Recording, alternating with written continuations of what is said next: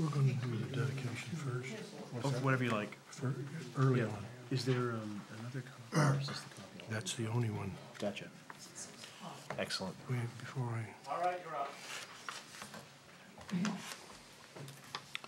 Well, good evening, ladies and gentlemen. I'd like to call the Board of Selectmen meeting to order at 6:02 p.m.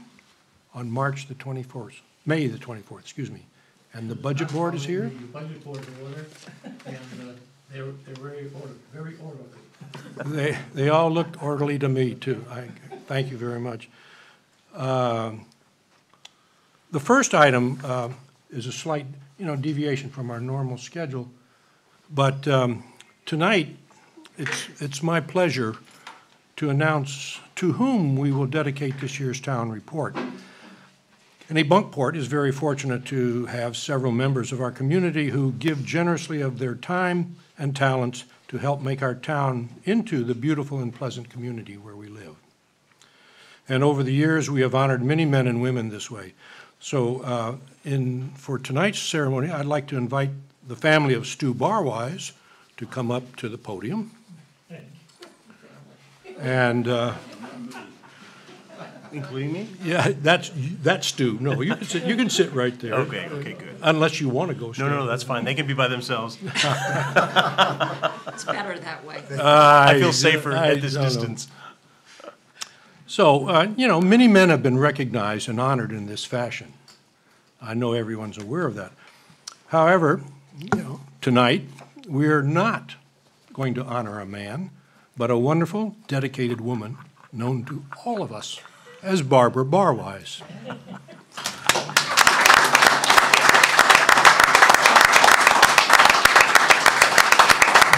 Before you say anything, let me finish, please. You know her well. I've seen her in action. Well, congratulations from all of us on the Board of Selectmen, the town manager, and the employees. And what I would like to do for the benefit of the people that are at home is to have someone well-known to you read the dedication in the front of this year's town report. Stu? Bear with me as I do this. This is the first time my eyes are falling upon this, because they kept it from me until very recently as well, that this was happening. So this was truly a surprise, and frankly, just an unbelievable pleasure to hear when it was told to me. So Barbara Barwise is the lady to ask if you want to know the history of Kennebunkport. In fact, she's done so much research on the town that she is often referred to as the town historian. Even though Barbara is a Chelmsford, Massachusetts native, it says native, but I can perhaps argue that one. She is such a familiar face in town, one would think she was born and raised here. Her family visited Goose Rocks Beach every summer since the late 1960s and finally relocated to town permanently in the early 1990s. Truthfully, you could say Kennebunkport is in her blood, because she has ancestors from Kennebunkport dating back to the 1730s. Barbara is a town character with her quick wit and dry sense of humor, and is also a great storyteller. She's taken the stage sharing her favorite ghost and shipwreck stories at various local venues, such as the Clement Clark Boathouse and the Nonantum Resort in Kennebunkport, and the Historical Society in Wells and Agunquit, to name a few. Barbara passionately believes in community service and always has a full plate. Currently, she serves on the Budget Board, Growth Planning Committee, Parsons Way Committee, and the Graves Library Long Range Planning Committee, and has served as Deputy Registrar of Voters since 2005. In the past, Barbara worked at Town Hall as Deputy Town Clerk for 8 years, retiring in 2013. She also served on the Planning Board for 7 years. In her spare time, not that any of that would allow for much, in her spare time, Barbara can be found cheering for her Boston Red Sox team during baseball season, tending to her garden when the weather permits, or reading history books. Barbara seems to know the secret to a long, happy, meaningful life. The Japanese call it ikigai. It is the concept of living your life with a sense of purpose by doing things that you love and care about. It is the reason for which to get up every morning. She is certainly following her passion, and the town is blessed to have her. She is a town gem. Yeah.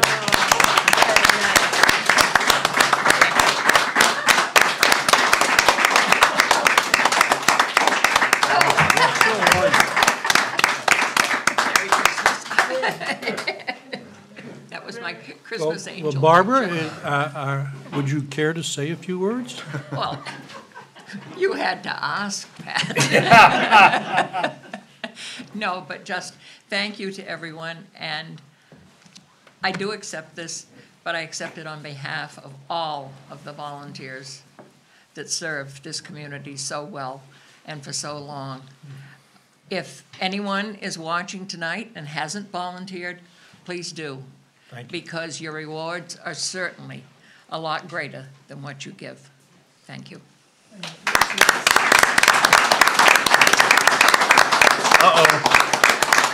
And the reason she does so well is she put up with me for 58 years.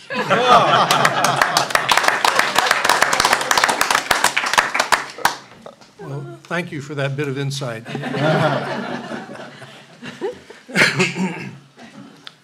Moving right along, do we want to approve the May 10th Selectmen meeting minutes? Second. All in favor? And the next item would be a review of the school resource officer budget proposal with the budget board. Thank you very much, Phil, for inviting us to this. Laurie, we appreciated it very much. And as we understand, we don't need to vote tonight. Correct. However, you want us to become informed. We Yes. do. So thank you, we appreciate it. Well, thank you for coming. Then, I don't know if you got anything you want to add? I do. Oh, wow, thank you. My pleasure. I'm glad to be of service. Right, I would like to invite Chief Sanford to come up to the podium. I just wanted to make sure that the budget board was aware of the decision of the school committee on April 30th of this year. They voted to add to their budget 4 additional school resource officers. So how the school resource officer works is that the town that employs the officer charges the school 75% of the direct costs. So direct costs would be the salary and benefits for that officer. And then the municipality absorbs, additional training costs, et cetera, uniform costs. And right now, the town of Kennebunkport has 1 school resource officer at the middle school, and the town of Kennebunk has 1 school resource officer at the high school. So their goal is to have a school resource officer at each school, hence the addition of 4 resource officers. We had a meeting with some of our selectmen and their finance subcommittee and some selectmen from Arundel and Kennebunk as well to talk about this. And I think in general the school committee is very committed to seeing this happen. They had a budget meeting on Tuesday, May 15th, where that amount of funding was included in their budget. So someone, meaning some other municipality, would need to employ those school resource officers. That would either be the town of Kennebunk or Kennebunkport.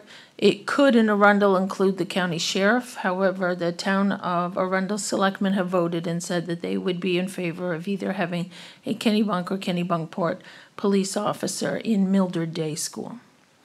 So the municipality would have to absorb 25% of the cost, which is about $25,000. It depends on the benefits and pay rate of that particular officer, but on average. We certainly see that if there are going to be additional school resource officers, then during the summer months, that officer comes back to that municipality. And so the question is whether that municipality can absorb that officer and that work for the summer as well as that additional financial cost. The reason I don't need the budget board to make any decisions tonight or any votes is because of the timing of when the school budget will be passed and a hiring process that would ensue, any impact to the FY 19 budget would be minimal, because the majority of the cost would be absorbed by the school. But if we go through this process in the FY 20 budget next year, you would see an additional officer or two.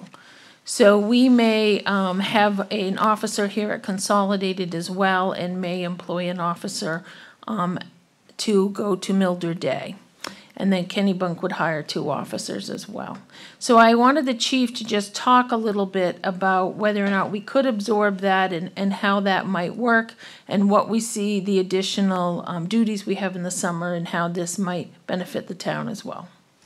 So financially, right now, I believe that I will be all set. Chief, can you just make sure the mic is up enough so you Yep. can hear? I believe that financially we'll be okay in my current budget as it sits right now, because I've had, as we all know, some vacancies because of injuries, so those salaries have not been paid out. So I'll be able to absorb that cost. And I can tell you, as we all know in this community, the summer months are very, very busy here. And to have an extra body or two to help out would be immense as far as assistance goes. It kind of benefits us in a way, because as we all know, in the winter months when it's cold, it's quiet around here. But those folks would be available to us to do different things, you know, traffic enforcement, you know, all kinds of different things that we could do, and actually possibly save on some overtime costs, you know, that come up during the summer as well. So I believe this is a worthwhile thing. You know, a lot of things are dependent. You know, will I be able to pull somebody in that's a blue pin, or are we gonna have to send them to the academy? Those are all things that, you know, I have no set knowledge of. But I can tell you that those folks just won't be sitting around in the summer. They'll be put to good use if available. And I just want to comment, you know, the chief said that we would certainly be able to use someone during the summer. The reality is now that we are very slim. We have a small department for the demand that arises in the summer months. And most of our officers have mandatory overtime on a regular basis, because we just don't have enough people to fill the shifts. And if someone, God forbid, takes an actual week of vacation in the summertime, you know, that just expands upon that need. And so certainly I see, I mean, right now we are struggling with the shifts because of some outages on our staff, and the chief has been working on Saturdays to make sure that's covered. So certainly we are not overstaffed in the summer months. If anything, this might be a win-win. But I'll just open it up to any comments or questions. I do have a comment, more of a question. I was told by another selectman from Kennebunk that the Arundel town is going to not support a police officer in Mildred Day School. However, there will be one assigned to the school, and I guess 3/4 of the cost is absorbed by the school, and that other quarter is going to be absorbed by whom? The town that gets the officer for the summer? The town that hires The town that actually hires. employs. Would we hire the other officer? That would We be have 2? proposed that we would be willing to hire that officer. Well, that makes sense. So for that, so what they have said is that they don't have a law enforcement Right. department, and they contract with the county. So certainly if they wanted to do a contract and then absorb that officer for the summer months, to do Arundel patrols, et cetera, that would be their cost. But if after the school year closes or during school vacations, that officer returns back to their employment town and works there, they would not pick up that additional cost. Right, I understand. So we could benefit from having 2 Yes. additional Which is officers, great. which is what we need. Yes, sir. And it shouldn't be construed as Arundel not supporting the No, it was their measure. decision. It's just the overflow. They're, you know, not asking to be the beneficiary of that additional Right. service. Correct. Right, understand. Any, I don't have any questions. Dave?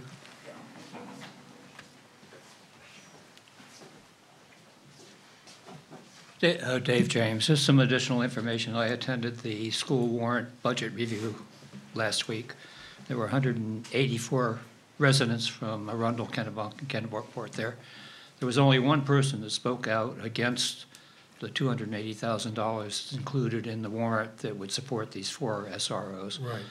There were 8 people that stood up, and he made an amendment to reduce that warrant article by $280,000. There were 8 people who stood up and opposed that.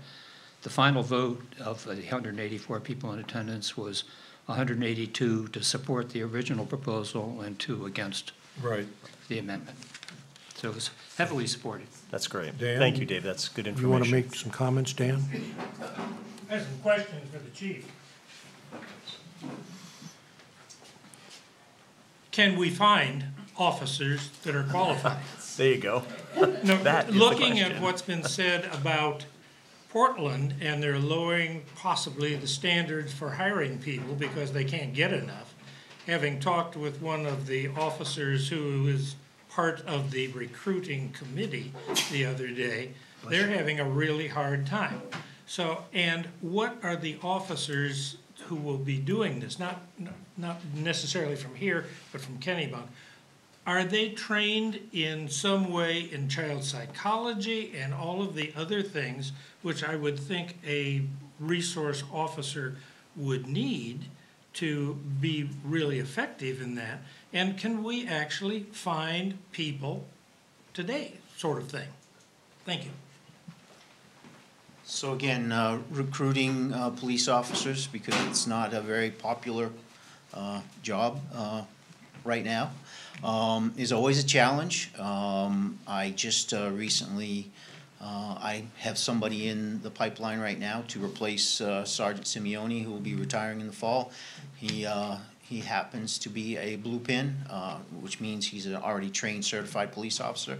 There's no guarantee, but I can guarantee you that I am not going to drop Kennebunkport's standards just to find and hire somebody, because I am not, that's not who I am. We will continue to search. I've had 2 processes before to find somebody that fits our community and meets the standards that are expected of us, and I will not drop that. Great. Do we have 2 people in the pipeline possibly to take these jobs? I have not even approached that right now, sir, because right now we're just discussing it. So that would be a little forward on my part, I think, before, you know, the folks that make the decisions are actually on board with that. So. Can you just talk about the training too? So the training, obviously, you know, they have to be a full-time police officer. They have to have gone through the field training program, which can be up to 16 weeks. And I don't think that a brand-new police officer that has never had any street experience would be an automatic fit. And there are additional trainings out there that they have to have: crisis intervention training, there's juvenile crisis intervention training, there's the school resource officer training that's, you know, it's a 2-week-long program that's specific to that mode of policing. And I think too that each individual school is different, because high school students are different than elementary school students. So again, there's different levels there, but there is a lot of specialized training that goes along with that. Before you go, there was somebody else. I've talked with some of my former colleagues, and they are very high on their resource people that they have in their schools, those that have them, and speak very highly of it. And they talk about their Leo, almost, if you could you use that mic just so everyone can hear it? Thank you. Awesome. Thanks. They say they're almost like a social worker. They fit right into it. They do a lot of individual counseling with children that need it. And as we know, we go back in history, we had all kinds of special needs children who never got into school. I remember one in our community that was in a cage in his bedroom. And those were the terrible days. And when the state of Maine passed the law for handicapped children, that they had to be able to come to school and be taken care of appropriately, And then the United States Senate and House passed it after Maine had done it. And that has all worked out very well. Those children were, at first, the ones that came to school were put separately. However, that wasn't right either, because that was being biased and, against them. And so they now fit right in with the special programs, and they have a special program written for them. And a reserve officer that being there would be great counseling many of those children on an individual basis. And just the respect that they'd have with their badge and their uniform would mean a very great deal to the school. Yep. Yeah, I agree. It also takes a special individual to work in the school. As we all know, some of us have, better at some things than others, and it wouldn't be just an automatic. There would be a selection process, that involves the schools as well, to make sure that we have a perfect fit, just like a good fit for the agency, but also a good fit for the school. Any other questions? Okay, Laurie? So as I said, we don't need any action taken tonight, but we want to make sure the budget board was aware of it, so it wouldn't be surprised when it sees this potential. This is dependent, of course, upon the passage of the school budget, which has not occurred in totality yet. But if anybody has any other questions or thinks of anything later, certainly you can contact the chief or I. Great, thank you very much. The next item would be to consider the Arbor Day proclamation. And we just need the budget board to adjourn their meeting. Thank you, Barbara. You want to? The budget board has adjourned for the evening, and thank you again for having us. Thank you.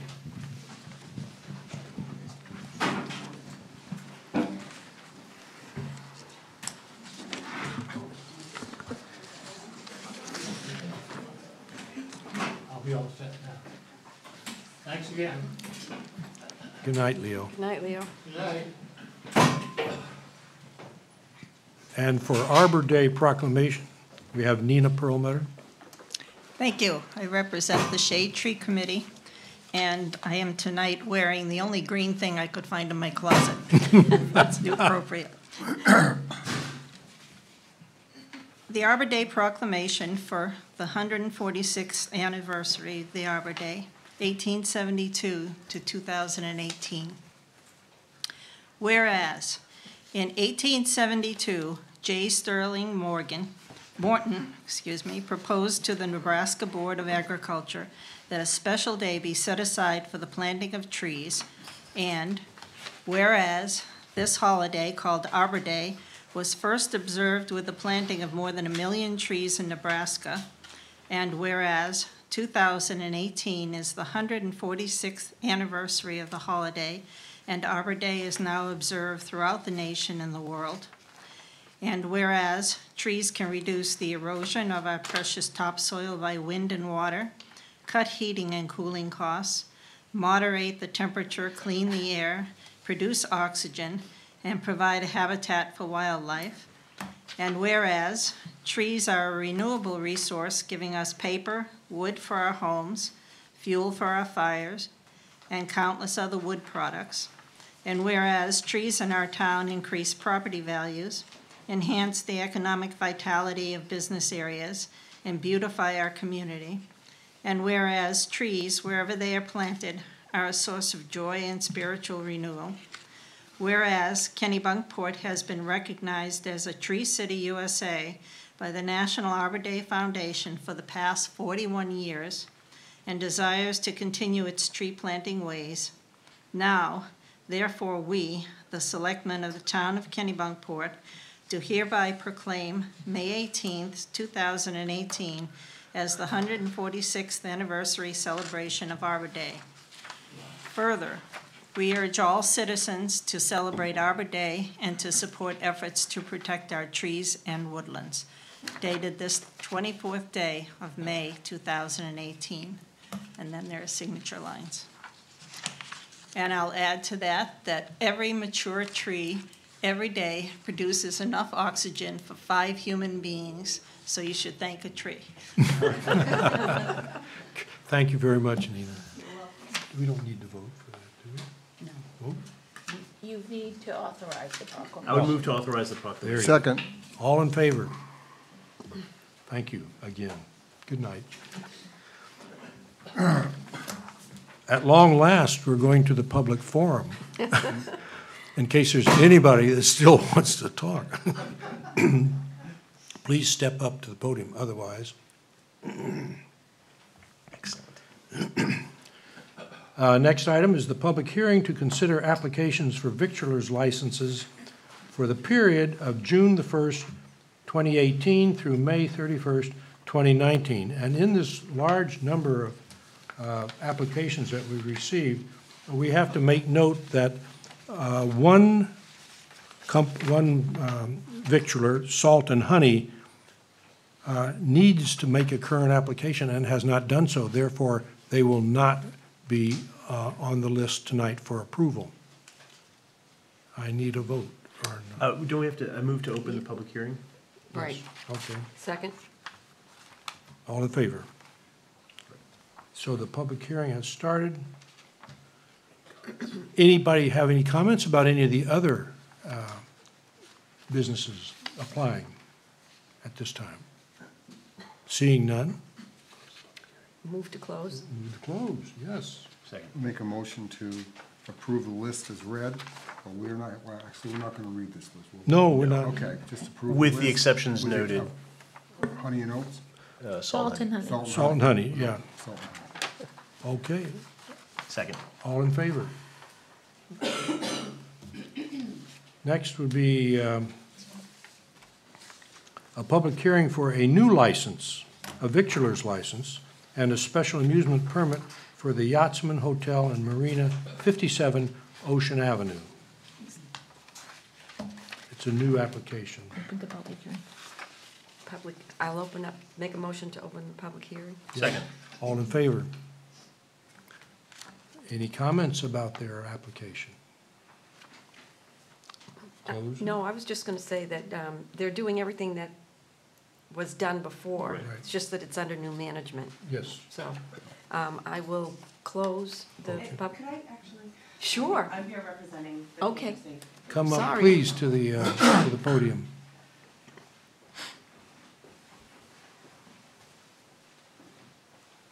So I just really had a question. When we submitted the application, we submitted it for additional seats. So the old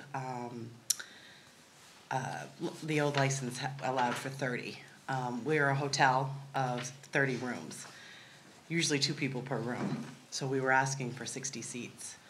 And we were told that we had to stay with what they had in the past. And I just didn't know, like, it just seems like, so we're not gonna have enough seats for all of our guests. So when we do breakfast in the morning and that type of thing, I guess I just wanted to put it out there that it doesn't really make sense. There must be a way of you to go about Well, and that. I guess, which is what I thought we did. Question though, where would those seats be? There's a small cafe and there's a patio. Right. Yeah. And has there been any expansion of that space? No or- expansion of the space, and the furniture, we are actually using the same furniture on the patio, which is in currently, or what they were using was in excess of 30. So they weren't, the previous owners were not following the 30 rule. So we're using the exact same furniture, we just painted it. So how many seats total are you? We have seats for 60. We've removed them in expectation of the meeting this evening, but Are your patio seats like 2 per room? Or are you looking for a space for 60 rooms besides your patio seats? the patio seats are not what we're considering for alcohol, service. It's on the patio, I'm sorry, what I should say is the patio seat, there's a patio, like a common area Oh, okay. where there's seating, and that's the seating that we are using, that was the previous owners. And then there's a small cafe right off that common area patio that also has seating. So the seats are actually on the patio next to the river side.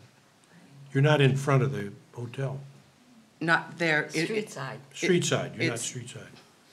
It's in Between the between. two buildings. In between the two buildings, Right. yes. Do You have an awning there, correct? There's no. Partial awnings that Partial cover awnings, just the yeah, entryways exactly. on either side. So it's the part that's not covered, exactly. And there's a wall with plantings in front of it, so it's not visible from the street. So do you have a number in mind? 60, And is the only reason for that because you hope to just accommodate the number of double occupancy in the rooms themselves? And you expect them all to be there at the same time? well, it's not unlikely, Unusual? you know, especially for breakfast, yes. Yeah. The only thing that occurs to me, and again, I can't imagine, you know, given its historic use and the way that it's functioned and operated, that there's a problem, but to ask for an increase in the number of seats like that would be, I think, perceived or would constitute an expansion of a non-conforming use in that location. I Okay. don't know that for sure, and Okay. I would defer to Werner or Okay. Pete or Lori. Right, there are restroom requirements based on seats as Okay. well as whether or not it was a, as Stuart said, whether there were, if it's non-conforming. I think in that zone, that may be a conditional use, but Okay, I'm happy to talk with Werner about it. Yeah. I didn't know that this was a concern of the Yachtsman, so I'm not prepared to discuss it okay, tonight. that's fine. I just wanted to make it Yep. known, that's all. Yeah. But certainly we can clarify what the issue is, if Okay. any. Okay. Do you want to hold this for? I wouldn't hold I it. think No, they I would would- like to get permitted, is my Yes. guess. Okay. I have one more question. Are you gonna allow, non-renters of your rooms? The only people that, from our understanding of what is allowed are our hotel guests and our boat dock, People, people, yes. the boat people? The boat people. And that's consistent with past practice Yeah, completely. yeah. Yeah. So I guess We'll move it as it is? knowing that we're going to have a further discussion with you, Perfect, and things may be modified, but. perfect. So I move that, are we out of the public? We already, it's moved in, we're out of the public, Right. Okay. it's moved and seconded, Oh, all we need is a okay. vote. Okay, All in favor? Okay, we're out of the public. Thank you. Thank you. thanks. All right. The next item is a public hearing for a new victualer's license for SCP Corporation, 24 Ocean Avenue. And this is going to be a conditional approval pending successful occupancy inspection and state health department approval. So they must get those approvals before it goes into effect, conditional approval. Do It's we have kind of anybody awkward. here? Werner's not here.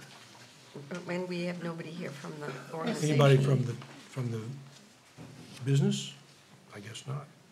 I don't even, where is this gonna be? This is the one that's. It's in the Schmallow building right below Salt and Honey.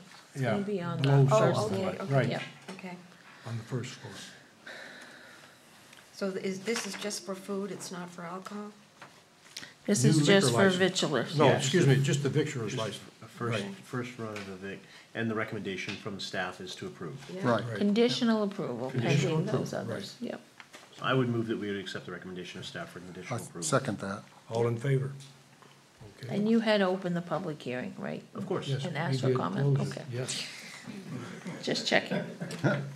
it's a good thing. Next, we're going to have the appointment of election clerks for 2018 through 2020. And I think we have to have Tracy up here. Tracy is just requesting her election clerks be appointed. It is a 2-year term, and those terms are coming to expire. Any new information, Tracy? No, it's all the same people that I have every year, and it's just something the state requires that we do every even year. Right. So Great. it's just standard procedure. Motion to appoint the election clerks for 2018 through 2020. Second. All in favor? Okay. Is Annie Cox here? Great, all right. Annie Cox is the coordinator of the Coastal Training Program at Wells National Estuarine Research Reserve to discuss the Coastal Business Resiliency Project. Annie? Thank you. I just wanted to let you know to be aware that we are closing up a project that we did with the businesses in Lower Kennebunkport, Lower Kennebunk Village and Kennebunkport, and with the Chamber of Commerce and with Werner for the town of Kennebunkport to help businesses assess if they're prepared to maintain operations before, during, or after a natural disaster. And we created the Tourism Resilience Index, and this is adapted from Mississippi, Alabama Sea Grant. It's a Tourism Resilience Index that they created after Hurricane Katrina. So it's a way for businesses to walk themselves through to identify areas where they can strengthen themselves for resilience. And the reason we chose to work with Lower Village and Kennebunkport, not just because it's next to the Wells Reserve, is because it was Kennebunkport was identified previously in a study for having significant economic assets on the tidal portion of the river that are vulnerable to flooding, and this would have economic impacts for the state of Maine as well. And because past events from Superstorm Sandy and Hurricane Irene in Vermont revealed how important it is for a community to rebound after a disaster.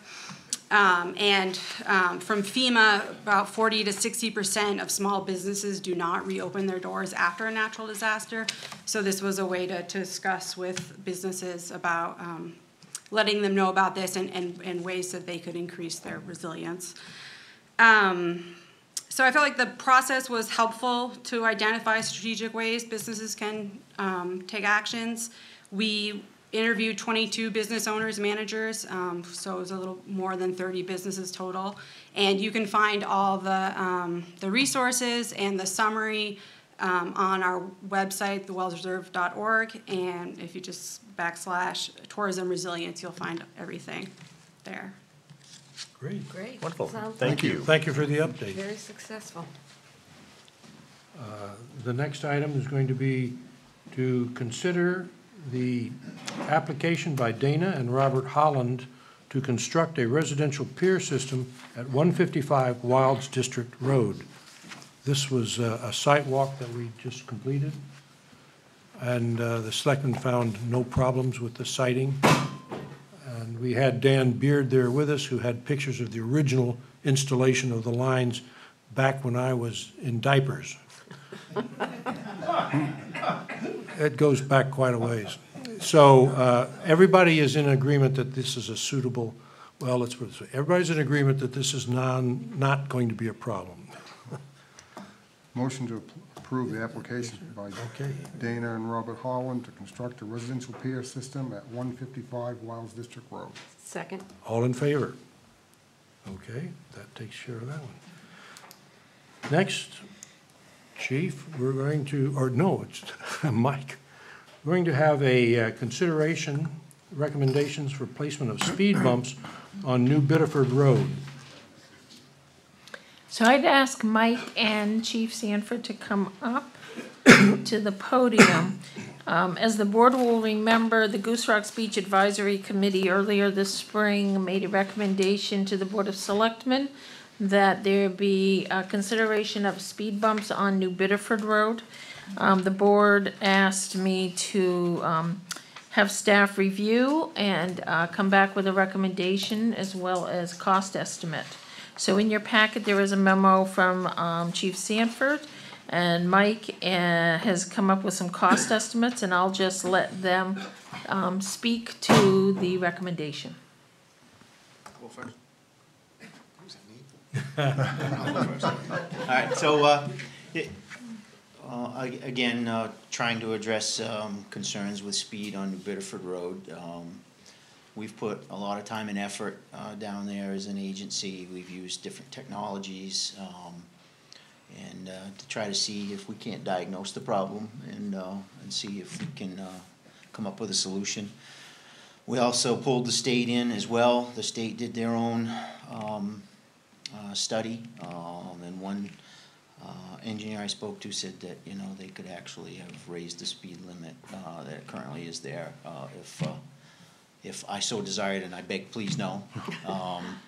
And then now that the pavement is there and refreshed because of Mike's work, I spent some time down there to look at the area to see from the four-way stop headed towards Route 9, you know, where would make the most sense. I'm not an engineer, I'm just a police officer, so, you know, I've, in the diagram that's included there, you know, my recommendation is someplace after the bridge.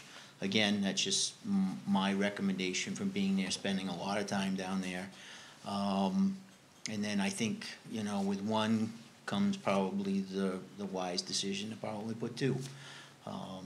Because, you know, the second one down in the 30-mile-an-hour zone will continue the process of hopefully keeping people's speed in check. And I guess from there, is there any questions? Again, I'm not an engineer, so those placements can go anywhere that people smarter than I think appropriate, but I think we could try anyways. Mike, for a cost and installation and time? The speed cushions that we looked at would cost $1,500 a lane. So if you're trying to block 2 lanes, it's $3,000 for blocking a lane, for blocking the road. And then, so just double that for 2. And probably we figure about $500 for signage. And for time, you know, you got to install these. It takes about, and put some signage up, take about a day.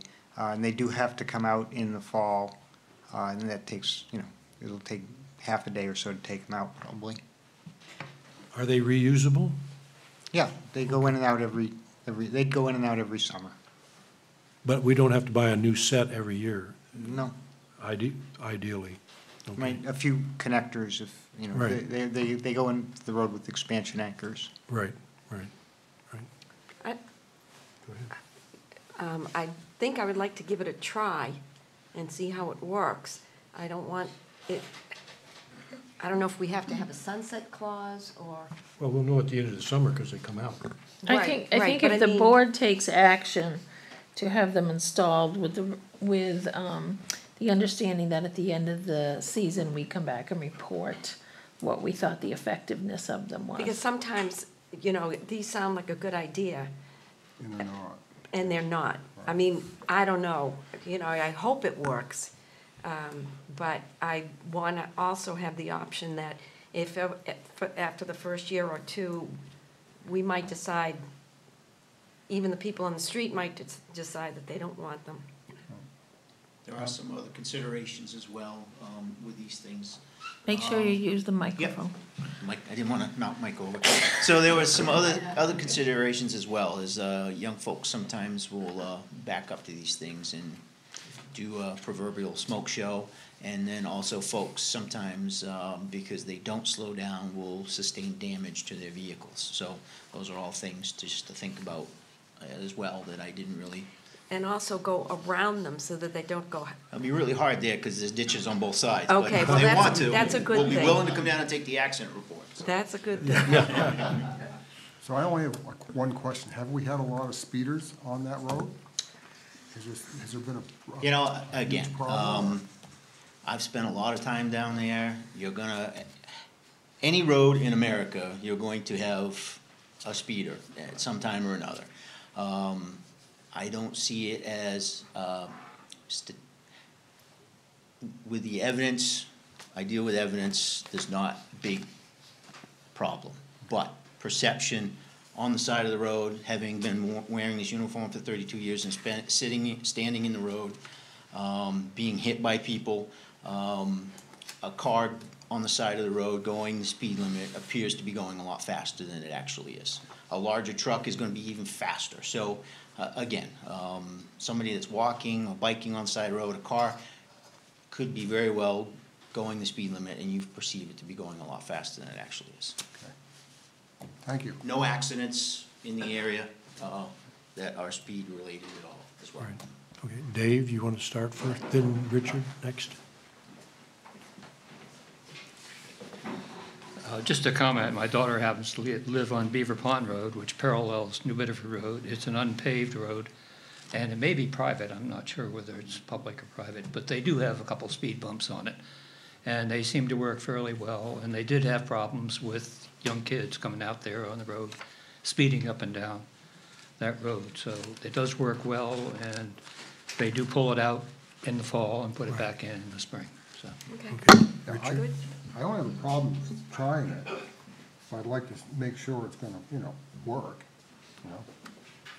So if we have to, if we decide later on, next year, whatever, that it didn't do any good, we can remove them, correct?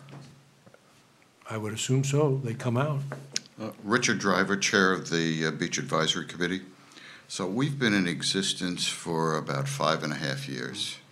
And for 5.5 years, in nearly every meeting, we've heard complaints about speeding on New Biddeford Road, the 30-mile area as well as the 25-mile area. Last year, we asked the town to go to the state and have the state approve a 20-mile-an-hour speed limit in the built-up area, the 25 taking it to 20 seasonally, as is Kings Highway. I mean, it's sort of laughable, the response the chief got that they could increase the speed limit. We have parking that is partially in the lane from Kings Highway over across the bridge, and pedestrians there getting to the beach. When we made the request, Binnacle Hill was not approved. So now we have Binnacle Hill, and we're going to have phase 2 of Binnacle Hill. So we have people traversing, pedestrians with carts and kids and what have you. And you've got 2 lanes and a small pedestrian walkway. It's an accident waiting to happen. So we did, the Beach Advisory Committee did consider the speed bumps and recommended them. And I would, Dave, I live at the extension of Beaver Pond. And yeah, it's a private road. And we do have speed bumps, and we put them down every year. They'll be down probably 2 weeks from now, once the road is regraded, and we take them out in the fall. Unfortunately, we have people who don't respect the roads. We have a 15-mile-an-hour speed limit there, not enforceable by the police. It's a private road, but people use it as a shortcut, and they don't pay for the road. We do. But the people on New Biddeford Road, public road, and I know I've walked it for years. The 30-mile-an-hour zone, in due respect to the chief, I've been driving for a long time. 50-mile-an-hour cars, pickup trucks, residents, visitors, what have you, is not unusual in the 30-mile-an-hour zone. And to have them slow down enough to get to be 25 miles an hour in the built-up area. I think it's reasonable, the proposal from the chief for 2 speed bumps. The location, maybe it could be massaged a little bit, but it's an investment by the town to prevent an accident.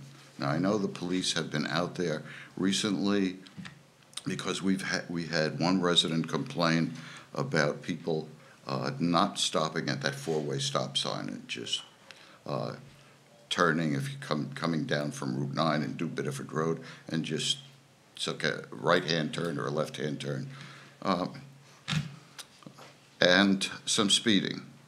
So I know that, I don't know whether tickets were issued, but I know warnings were issued recently. So we'd encourage you to approve this. It looks like the cost is about $6,500 for 2 speed bumps and the signage. And in terms of the location. We'll be happy to work with Mike and the chief and, get an area that is ideal or as close to ideal as possible to get the traffic to slow down where people are in fact walking and where there are cars right in the side of the road. Now, I'm sure some of you have been out there. This Richard, isn't we're not arguing with this. No, We're we're kind of- supporting it. We're supporting you on this. Okay, well, But just had questions. basically. You've already struck oil there. Quit while you're ahead. okay, But we thank you. okay. Yeah. Thank you. I just, Bob Sherman from the Beach Advisory Committee is here as well.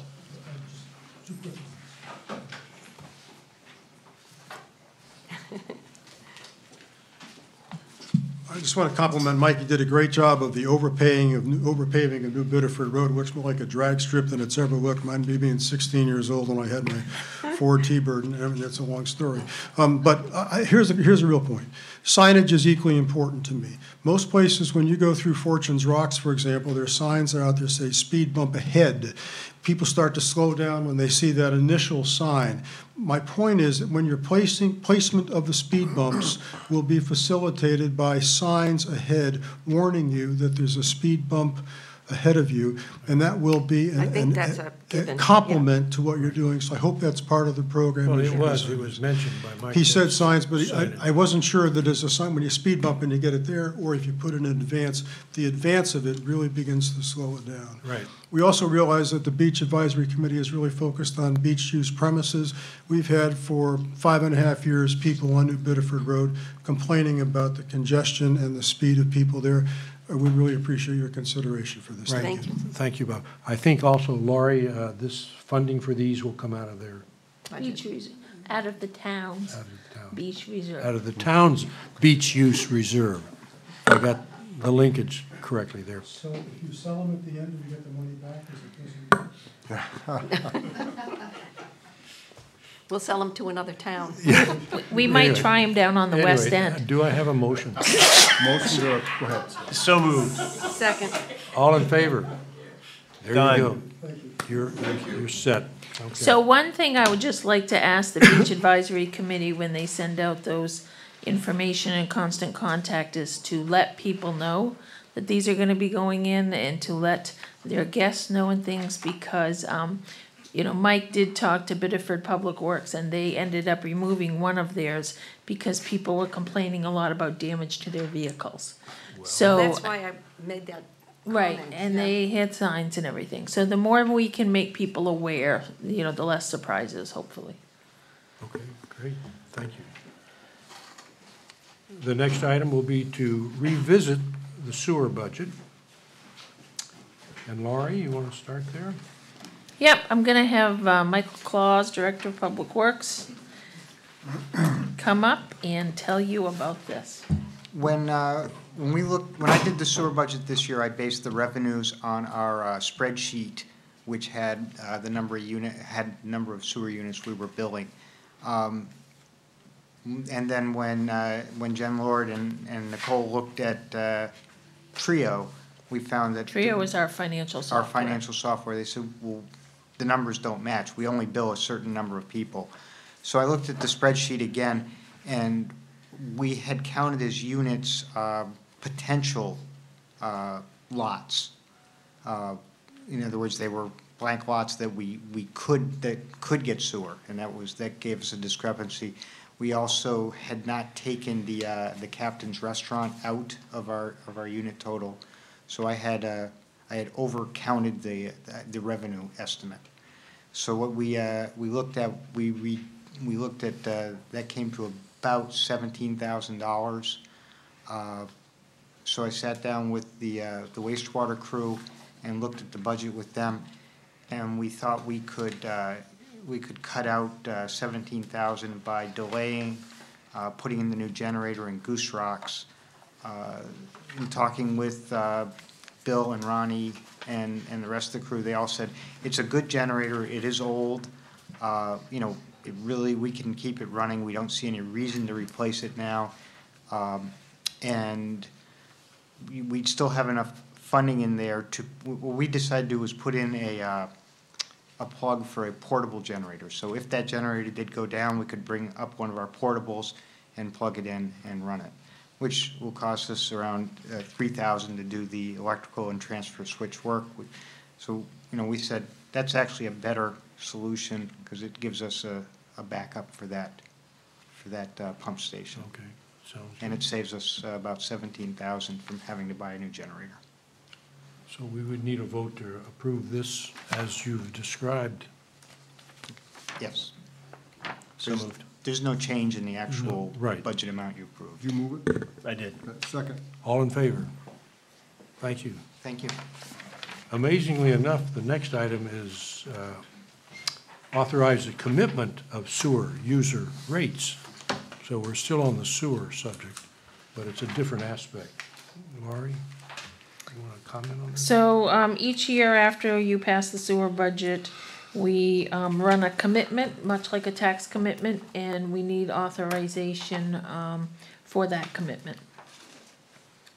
So moved. Second. All in favor? That's approved.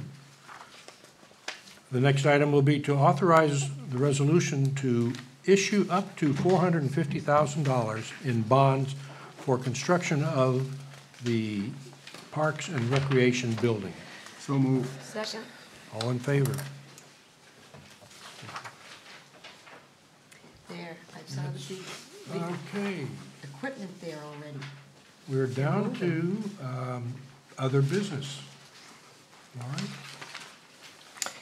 The only other business that I have is, we have received notice from Maine Municipal Association that it is that time of the legislative session when they are taking nominations for their legislative policy committee for our district. Last time, there was not anyone who volunteered and they had to go back out again.